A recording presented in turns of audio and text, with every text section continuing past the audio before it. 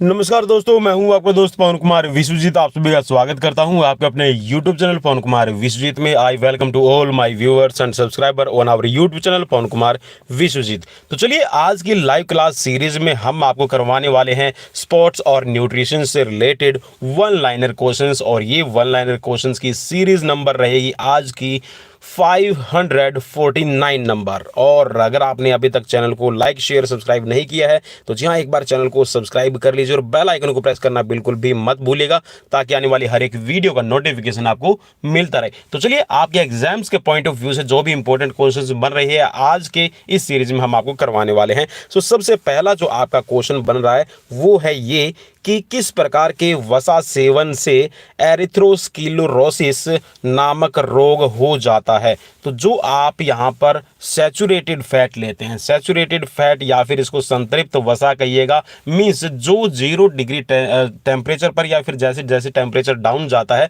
जो जम जाता है, जो हार्ड फॉर्म में आ जाता है, जैसे कि कोकोनट ऑयल है या फिर आप जो भी घी यूज़ करते हैं, जो भी आप यहाँ पर मक्खन यूज़ करते हैं, तो वो जो जम जाता है वो संतृप्त वसा का रूप रहता है। ठीक है, नेक्स्ट क्वेश्चन की तरफ बढ़ेंगे कि रुधिर में वसा पदार्थ का संचरण किस रूप में होता है। सो यहाँ पर आप सभी को पता है कि रुधिर के अंदर या फिर कहिएगा कि जो ब्लड है आपका, उसमें जो फैट है या फिर लिपिड है, इसका जो संचरण होता है वो लिपोप्रोटीन के रूप में होता है। लिपोप्रोटीन, जी हाँ। और आप सभी को पता है कि जो आप बात कर रहे हैं, हम बात कर रहे हैं कोलेस्ट्रॉल की। तो जो कोलेस्ट्रॉल है वो आपकी बॉडी के अंदर लिपोप्रोटीन ही एक एज लाइक फॉर्म रहता है, जिसको हम लो डेंसिटी लिपोप्रोटीन और हाई डेंसिटी लिपोप्रोटीन के नाम से जानते हैं। एचडीएल और एलडीएल हम कहते हैं। ठीक है, नेक्स्ट क्वेश्चन स्क्रीन पर क्वेश्चन में पूछा गया है आपसे ये कि खिलाड़ियों द्वारा प्रयुक्त शक्तिवर्धक पदार्थ होते हैं। तो आप सभी को पता है कि एक तरह से आजकल इसको डोपिंग के कह सकते हैं, जो मेडिसिन है इसको काउंट किया जाता है एज लाइक डोपिंग। जो स्टेरॉइड्स होता है ये आपकी मस्कुलर जो स्ट्रेंथ है, मस्कुलर जो पावर है आपकी, उसको बढ़ाने का काम करता है। ठीक है, चलिए नेक्स्ट क्वेश्चन की तरफ बढ़ेंगे। और क्वेश्चन आपकी स्क्रीन पर कि रुधिर में ऑक्सीजन का संवहन किस प्रोटीन की सहायता से होता है। तो आप सभी को पता है कि आपकी बॉडी के अंदर जो आपकी आरबीसीज की हेल्प करता है हीमोग्लोबिन, तो हीमोग्लोबिन के अंदर जो ग्लोबिन है वो एक तरह का प्रोटीन का टाइप रहता है। ठीक है, तो ये आपका ऑक्सीजन को कैरी करने के लिए, ऑक्सीजन को आपके ब्लड के थ्रू आपके सेल्स तक, टिश्यूज तक पहुंचाने के लिए रिस्पॉन्सिबल रहता है। नेक्स्ट है यहाँ पर आपका कुछ आप देख लीजिए कि जो आपका ह्यूमन बॉडी है उसकी अकॉर्डिंग आपको कितनी कैलोरीज की आवश्यकता रहती है, क्योंकि ये भी क्वेश्चंस आपसे कई बार पूछे जाते हैं। ठीक है, तो जो आप हल्का कार्य करते हैं, मीन्स जो नॉर्मल रूटीन्स में आपका कोई हार्डवर्क नहीं रहता है, तो आपको 2000 कैलोरीज की जरूरत रहती है। और यहाँ पर स्त्रियों के लिए 2100 कैलोरीज की जरूरत रहती है according to the work nature. ठीक है, 8 घंटे कार्य करने वाले, 8 घंटे का मतलब यहाँ पर यह है कि जहाँ पर आपका हार्डवर्क भी आप साथ में कर रहे हैं, जहाँ पर आपकी जो फिजिकल कैपेसिटीज है उसका ज़्यादा यूजेज हो रहा है, तो आपको 3000 कैलोरीज पर डे जरूरत रहेगी। और वीमेंस के लिए 2500 कैलोरीज की जरूरत रहती है। अगर बहुत ही ज़्यादा हार्डवर्क करते हैं, इसमें थोड़ा सा आप ये देख सकते हैं कि जैसे कि आप मान लीजिए कि आपका 3 से 4 घंटे आपका मॉर्निंग वर्कआउट रहता है, 3 से 4 घंटे आप इवनिंग वर्कआउट करते हैं, मीन्स आप नेशनल इंटरनेशनल प्लेयर है, तो आपकी जो डाइट्स है उसका भी आपको थोड़ा सा फॉलो करना पड़ेगा। ठीक है, तो अगर आप थोड़ा सा हार्डवर्क करते हैं तो आपको 3600 कैलोरीज की जरूरत है और विमेंस के लिए 3000 कैलोरीज हो जाएगी। ठीक है, और अगर इंटरनेशनल हम प्लेयर की बात करते हैं, जहां पर हम हुसैन बोल्ट है या फिर जो दूसरे खिलाड़ी हैं उनकी बात करें, तो उनकी जो कैलोरीज है वो 6 से लेके 8000 कैलोरीज पर डे के बीच में होती है। ठीक है, लेकिन उसको बर्न करना जरूरी है भाई। ठीक है, नेक्स्ट क्वेश्चन, रेशम का धागा होता है, तो जो रेशम का धागा होता है वो आपको सभी को पता है कि प्रोटीन का बना रहेगा। सूती कपड़ा बना होता है, तो सूती कपड़ा है ये कार्बोहाइड्रेट से बना रहता है, इट मींस ये कार्बोहाइड्रेट की एक फॉर्म रहती है। नेक्स्ट है कि ग्लूकोज तथा फ्रैक्टोज के अणुओं से बनी एक शर्करा कौन सी है, तो ये है आपकी सुक्रोज। नेक्स्ट क्वेश्चन कि 1 ग्राम कार्बोहाइड्रेट से आपको कितनी कैलोरीज ऊर्जा प्राप्त होती है, तो आपको 4 किलो कैलोरीज मिलती है।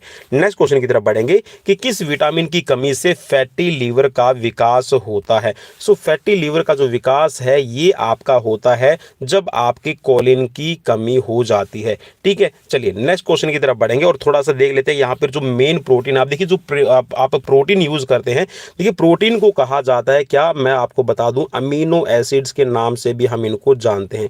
किन के नाम से जानते हैं भाई? एमिनो एसिड्स के नाम से जानते हैं। तो ऐसे कौन से एमिनो एसिड्स हैं जो आपके लिए ज़रूरी हैं? तो वैसे तो अगर हम बात करते हैं एनवायरनमेंट की, या फिर जब हम थोड़ा सा बात करते हैं, जब जहाँ पर केमिस्ट्री की बात करते हैं, जो केमिकल रिएक्शंस होती है, तो जो प्रोटीन है ये आपका 22 तरह का रहता है। ठीक है, एमिनो एसिड्स। लेकिन जो आपकी बॉडी है उसको 20 तरह के जो एमिनो एसिड्स है रिक्वायर रहते हैं, और इसमें से भी 9 तरह के जो एमिनो एसिड्स होते हैं वो हमें खाने के थ्रू लेने की जरूरत है। बाकी के जो आपके एमिनो एसिड्स है वो आपकी बॉडी खुद जनरेट कर लेती है। ठीक है, तो चलिए यहाँ पर जो मेन प्रोटीन्स है वो पढ़ लेते हैं और उनके जो क्या काम रहेंगे ये भी हम यहाँ पर पढ़ेंगे। सो जो आपका कोलेजन है, कोलेजन जो एमिनो एसिड्स रहेगा एक तरह से आप कह सकते हैं, तो ये आपकी बॉडी के अंदर जो कनेक्टिव टिश्यूज है इनका निर्माण करने में, और इसके साथ में जो आपकी बोन्स है, कार्टिलेज है, उनको एक तरह से बेस देने का काम करता है, उनको बनाने का काम करता है।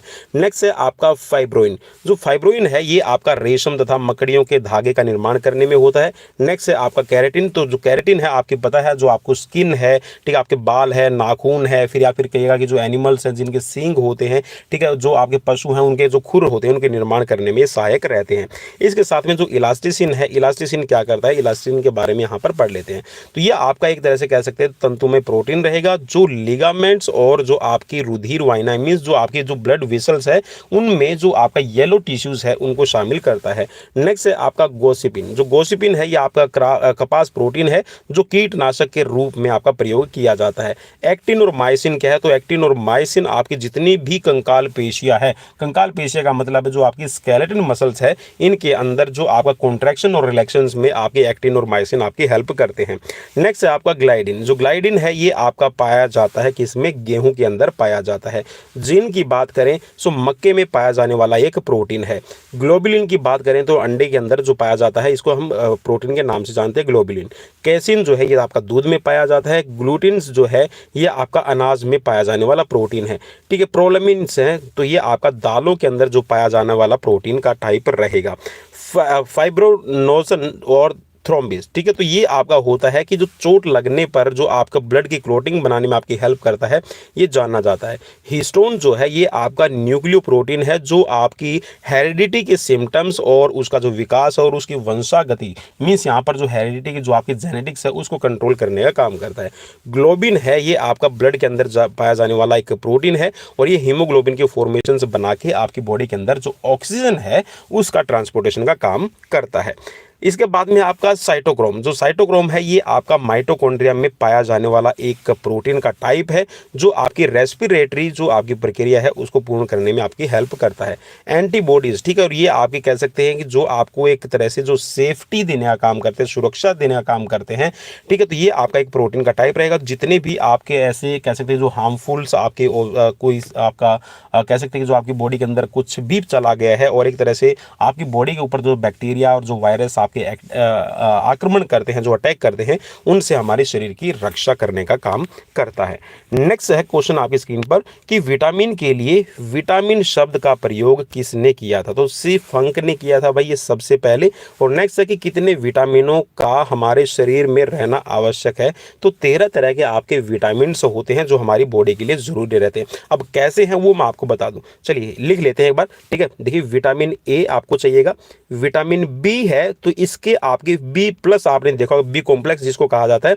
तो विटामिन बी के 8 प्रकार होते हैं जिसके अंदर अगर हम बात करें ना B1, B2, B3, B5, ठीक है, B6, B9 आपका रहता है और एक रहता है आपका B12। ठीक है, 1 2 3 4 5 6 7 और एक होता है विटामिन 7। ठीक है, तो ये आपके टोटल 8 होते हैं। ठीक है, जो विटामिन बी की आपकी फॉर्म रहेंगे। ठीक है, इसके बाद में होता है विटामिन सी।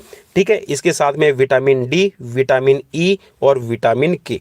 ठीक है, तो आप 8 इसके लगा लीजिए। ठीक है, और इसके साथ में आपका 1 2 3 4 और इसके साथ में एक रह गया आपका विटामिन के। तो ये टोटल आपके 13 ऐसे विटामिन बनते हैं। ठीक है, विटामिन बी प्लस है ये 8 रहेंगे और बाकी का आपका विटामिन ए सी डी और के। ठीक है, तो ये आपके 13 कह सकते हैं जो आपकी विटामिन है, ये आपकी बॉडी के लिए बहुत बहुत जरूरी है।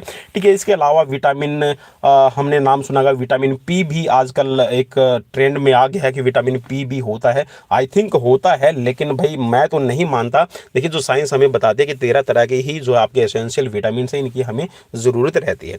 नेक्स्ट क्वेश्चन स्क्रीन पर क्वेश्चन में पूछा गया है कि जल में घुलनशील विटामिन कौन कौन से हैं। सो जल में मींस वाटर सोल्यूबल जो विटामिन है ये आपके विटामिन बी और सी। ठीक है, तो विटामिन सी एक अकेला रहेगा। ठीक है, और इसके साथ में जो विटामिन बी है इसके अंदर 8 आपके रहते हैं। ठीक है, जो मैं आपको ऑलरेडी बता चुका हूं।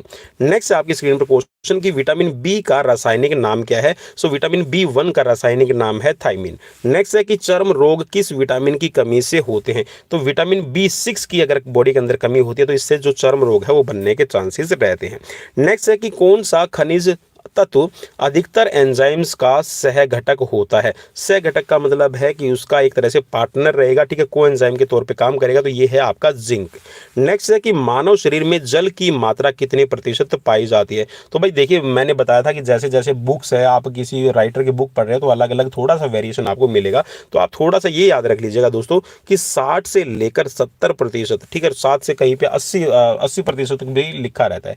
तो 60 से लेकर 70% है हमारा जो बॉडी है वो पानी से बना रहता है। ठीक है, लेकिन यहाँ पर 57 से 65 का रेशियो दिया गया, तो थोड़ा सा आप चेक कर लीजिएगा एक बार इसको। ठीक है, नेक्स्ट का क्वेश्चन आपकी स्क्रीन पर कि संतुलित आहार की दृष्टि से एक व्यक्ति को प्रतिदिन कितने वसा का सेवन करना चाहिए। सो भाई 30 ग्राम। ठीक है, एज पर रिक्वायरमेंट और आपका जो बैलेंस डाइट है इसके अकॉर्डिंग आपको मिनिमम, ठीक है, 30 ग्राम जो आपका फैट है वो लेना जरूरी है। अब कुछ साथी बोलते हैं कि सर फैट है तो आपकी बॉडी के अंदर क्या काम करेगा। देखिए भाई फैट जो है आपकी जितनी भी ग्लैंड्स काम करती है, जितने भी आपके जॉइंट्स है और जितनी भी आपकी जो फर्टिलिटी है, ह्यूमन जो आपका रिप्रोडक्टिव आपका सिस्टम है, उसकी फंक्शनिंग के लिए आपकी बॉडी की पूरी बॉडी को नरिशमेंट करने के लिए आपका फैट जरूरी रहेगा। प्रोटीन्स का नामकरण है किसने किया था। तो जो प्रोटीन का नामकरण है ये किया था बार्जेलियस और मुल्डर ने। नेक्स्ट क्वेश्चन स्क्रीन पर क्वेश्चन में पूछा गया आपसे ये कि कौन से एमिनो एसिड्स किशोरों के लिए अनिवार्य किंतु वयस्कों के लिए अनिवार्य होते हैं। मींस यहाँ पर जो किशोर हैं, जो आपके टीनेजर्स हैं, उनके लिए जरूरी रहेगा, लेकिन आप जब बड़े हो जाएंगे तो आपके लिए जरूरी नहीं है। तो ये है आपका आर्जिनिन और हिस्टिडिन। ठीक है, तो ये बहुत ज्यादा जरूरी रहते हैं जो हमारे टीनेजर्स रहते हैं। नेक्स्ट क्वेश्चन स्क्रीन पर कि प्रोटीन का निर्माण किस बंध के द्वारा होता है। जो प्रोटीन का निर्माण है ये आपके पेप्टाइड आयंस रहते हैं जिनसे आपका बना रहेगा। नेक्स्ट है कि प्रकृति की नाइट्रोजन के जीव तंत्र में प्रवेश के लिए कौन सा एमिनो एसिड प्रवेश द्वार गेटवे का काम करता है। तो ये है आपका ग्लूटामेट और ग्लूटामिन। ठीक है, तो ये आपकी बॉडी के अंदर जो एज लाइक नाइट्रोजन है आपकी बॉडी के अंदर कह सकते हैं कि जो अंदर एंटर करते हैं। नेक्स्ट क्वेश्चन आपकी स्क्रीन पर कि प्रोटीन अणुओं में से सर्वप्रथम किसकी संरचना का पता लगाया गया था। सो सबसे पहला आप प्रोटीन की अगर आप बात करते हैं मॉलिक्यूल्स में तो इंसुलिन हार्मोन के द्वारा पता लगाया गया था और इसमें फ्रेडरिक सेंगर ने इसका पता लगाया था। जीवधारियों के अंदर जैव रासायनिक व्यक्तित्व कौन प्रदान करता है। तो ये प्रोटीन प्रदान करता है। प्रोटीन द्वारा शरीर में कौन से प्रमुख कार्य किए जाते हैं। तो जो प्रोटीन है आपकी बॉडी के अंदर जो टिश्यूज है, सेल्स हैं, उनकी रिपेयरिंग का, मसल्स के आपके जो फाइबर्स हैं उनके निर्माण में और जितनी भी जो सेल्स हैं उनकी ग्रोथ में आपकी हेल्प करता है। नेक्स्ट क्वेश्चन है कि पेशियों में उपस्थित वह प्रोटीन जो पेशियों को सिकोड़कर शरीर एवं अंगों को गति प्रदान करता है तो कौन सा है। तो माइजिन है। ये आपका बॉडी के अंदर जो आपके सेल्स और सेल्स में भी अगर हम बात करें ना, मसल्स फाइबर का सबसे स्मॉलेस्ट यूनिट रहेगा आपका एक्टिन और माइसिन। तो माइसिन क्या है, जितनी भी आपकी मसल्स हो उसको कॉन्ट्रैक्ट करने का काम करता है और आपकी बॉडी के अंदर मूवमेंट्स पैदा करता है। दूध में कौन सा प्रोटीन पाया जाता है। तो कैसीन जो प्रोटीन है ये पाया जाएगा। मेरास्मस रोग किसकी कमी से होता है। तो ये प्रोटीन की कमी से बच्चों के अंदर देखा जाता है। मींस जो मसल्स है वो आपकी पूरी तरह से डेवलप नहीं होती है। नेक्स्ट है आपका एपिडेमिक ड्रॉप्सी रोग कहलाता है। तो जो एपिडेमिक ड्रॉप्सी रोग है ये आपका सरसों के तेल में ऑर्जिमोन के मिश्रण को कहा जाता है। ठीक है, नेक्स्ट क्वेश्चन है कि जीवधारियों को कम से कम 27 तत्वों की आवश्यकता होती है, जिनमें से 15 धातुएं हैं। इनमें से प्रमुख मात्रा में आवश्यक होती हैं, ये क्या नाम है? तो भाई देखिए, आपके लिए क्वेश्चन बहुत ही इंपॉर्टेंट बन रहा है। ठीक है, जैसे हमारी आयुर्वेदा है, जो साइंस है, वो ये मानती है कि हमारा जो बॉडी है वो 27 जो आपके एलिमेंट्स हैं, जो तत्व हैं, उनसे बना है। और इनमें से 15 तो आपके अकेले बॉडी के अंदर धातुएं होती हैं, जिसके अंदर आपने नाम सुना है, मैग्नीशियम नाम सुना है, ठीक है, कैल्शियम नाम सुना है, इसके साथ में आपने आयरन सुना है, कॉपर सुना है। ठीक है, तो ये सारे के सारे आपकी यहाँ पर धातुओं के तौर पर काम करता है। तो ये बोल रहा है कि इनमें से जो आवश्यक है वो कौन सी है? तो पोटेशियम, सोडियम, मैग्नीशियम और कैल्शियम, ये बहुत ही ज़्यादा अच्छा रोल प्ले करती है आपकी हर एक फंक्शनिंग के लिए।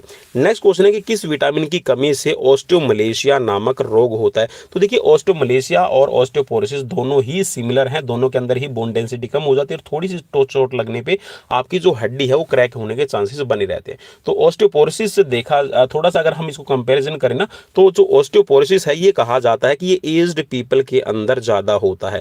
ठीक है, एज्ड मीन्स जो बूढ़े हो चुके हैं, ठीक है, जिनके अंदर एजिंग है। ठीक है, और जो ऑस्टियोमलेशिया है इसको यूथ के साथ में जोड़कर देखा जाता है। ठीक है, लेकिन दोनों में होता यही है कि आपकी जो बोन डेंसिटी कम होने लगती है, जो कैल्शियम है वो आपकी बॉडी से रिटेन होने लगता है, बाहर निकल जाता है। सो ये आपका विटामिन डी की कमी से सबसे ज्यादा होता है, क्योंकि जो आपका कैल्शियम का ऑब्जॉर्प्शन है उसमें आपका विटामिन डी आपकी हेल्प करता है।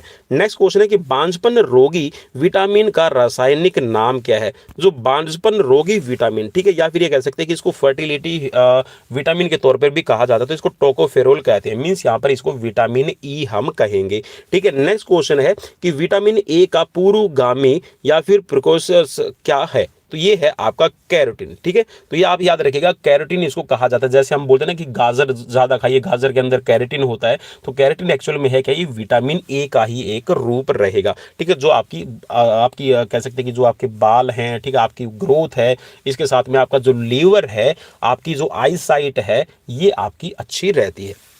नेक्स्ट क्वेश्चन है कि ज़ुरोथैल्मिया, ठीक है, केराटोमलेशिया, रेनोडर्मा तथा निक्टोलोपिया किस विटामिन की कमी से होने वाले प्रमुख रोग है? तो ये होने वाले हैं आपके विटामिन ए की कमी से। नेक्स्ट क्वेश्चन है कि शरीर में कैल्शियम एवं फास्फोरस के अवशोषण एवं उपयोग को कौन सा विटामिन नियमित करता है? तो जो आपका कैल्शियम का ऑब्जॉर्प्शन होगा, कैल्शियम आपका कैसे अवशोषित किया जाएगा, फास्फोरस का क्या रोल रहेगा, कैसे उसको डाइजेस्ट किया जाएगा आपकी बॉडी के थ्रू, तो ये विटामिन डी पर डिपेंड करता है कि आपकी बॉडी में कितना विटामिन डी का सोर्स है। नेक्स्ट क्वेश्चन है कि मनुष्य के शरीर में कौन से दो विटामिन संश्लेषित होते हैं? संश्लेषित का मतलब है कि आपकी बॉडी एक तो निर्माण करती है और दूसरा आपकी बॉडी है उसको ऑब्जॉर्ब करने का काम करती है। तो ये है आपका विटामिन डी और ई। ठीक है, देखिए, जो सनशाइन विटामिन डी को कहा जाता है, क्योंकि जो विटामिन डी है ये आपकी स्किन मेनली बनाने का काम करती है जब उस पे सूर्य की किरणें पड़ती है। ठीक है, या फिर आप जो सी फूड है या फिर दूसरी मेडिसिन से उनके थ्रू भी आप इनको ले सकते हैं। और आजकल तो इसमें हो गया कि विटामिन D3, ठीक है, D5, ऐसे नाम भी आप सुनने को मिलते होंगे, क्योंकि जो फार्मा कंपनीज है वो भाई पता नहीं, I don't know about that, लेकिन जो विटामिन डी है इसकी भी अलग अलग फॉर्म इसकी आती है। नेक्स्ट क्वेश्चन है, स्क्रीन पर क्वेश्चन में पूछा गया है कि रुधिर स्कंदन मीन्स जो ब्लड की क्लोटिंग में कौन सा विटामिन प्रभावी होता है? तो ब्लड क्लोटिंग मींस खून का थक्का बनाने में आपका विटामिन के है वो सबसे इंपॉर्टेंट रोल प्ले करता है। विटामिन डी का रासायनिक नाम क्या है? तो विटामिन डी को हम कैल्सीफेरोल के नाम से जानते हैं। ठीक है, संक्रमण रोधी विटामिन या फिर कह सकते हैं कि जो आपका एक तरह से, ठीक है, बॉडी प्रोटेक्टिव विटामिन बी को कहा जाता है, तो कौन सा है? तो ये है आपका विटामिन ए। जिस विटामिन में कोबाल्ट होता है वह कौन सा है? तो ये होता है आपका विटामिन B12, इसको साइनोकोबालामिन कहा जाता है। नेक्स्ट क्वेश्चन है कि मनुष्य में बेरी बेरी सूखा रोग एवं स्कर्वी बीमारी हो जाती है यदि वह नहीं ले तो? ठीक है, तो बेरी बेरी के लिए रिस्पॉन्सिबल रहता है आपका विटामिन B1, ठीक है, जिसको हम थायमिन कहते हैं। सूखा रोग के लिए विटामिन डी है, ठीक है, जिसको हम कैल्सीफेरोल कहते हैं। और स्कर्वी मीन्स जो आपके मसूड़े में खून आना है, ठीक है, आपकी जो त्वचा है उस पर रैशेज हो जाना, तो ये आपकी विटामिन सी की कमी होता है, जिसको हम एस्कॉर्बिक एसिड कहते हैं। घाव भरने में सहायक कौन सा विटामिन है? तो ये आपका विटामिन सी रहेगा। नेक्स्ट क्वेश्चन है कि साइनोकोबालामिन है, तो साइनोकोबालामिन क्या रहेगा दोस्तों, मैं आपको ऑलरेडी बता चुका हूं। सो ये आपका विटामिन B12 रहेगा। विटामिन B5 की दैनिक आवश्यकता कितनी होती है? तो विटामिन B5 जो है उसकी दैनिक आवश्यकता मीन्स जो डेली आपको रिक्वायरमेंट है वो 10 मिलीग्राम रहेगा। नेक्स्ट क्वेश्चन है कि किस विटामिन को बांझपन रोधी या प्रजनन विटामिन कहा जाता है? तो इसको फर्टिलिटी विटामिन के तौर पे कहा जाता है। तो ये है आपका यहाँ पर विटामिन ई। ठीक है, नेक्स्ट क्वेश्चन, औसतन मनुष्य को प्रतिदिन कितने ग्राम खनिज लवणों का प्रयोग करना चाहिए? तो 20 से लेकर 30 ग्राम जो है वो आपको मिनरल्स है अपनी डाइट के अंदर शामिल करने चाहिए। मिनरल्स के लिए या फिर खनिज लवण संपूर्ण शरीर के भार का कितने प्रतिशत हिस्सा होते हैं? तो आपकी बॉडी का कह सकते हैं कि जो भार है उस बॉडी के भार में से 4 से 5% जो हिस्सा है ये आपका सिर्फ मिनरल्स का बना रहता है। नेक्स्ट क्वेश्चन है कि हृदय की धड़कन तथा नाड़ी संस्थान के कार्यों को संचालित करने में कौन सा आपका जो मिनरल्स है वो आपकी हेल्प करता है? तो ये है आपका पोटेशियम। नेक्स्ट क्वेश्चन कि सल्फर किस विटामिन का आवश्यक घटक होता है? तो ये आपका थायमिन और बायोटिन का रहेगा। ठीक है, बायोटिन मीन्स यहाँ पर आप उसको कह सकते हैं विटामिन इसको कहेंगे हम विटामिन 7। ठीक है, विटामिन B7 और थायमिन, ठीक है, विटामिन B1, तो इनके दोनों के लिए आपका जरूरी रहेगा।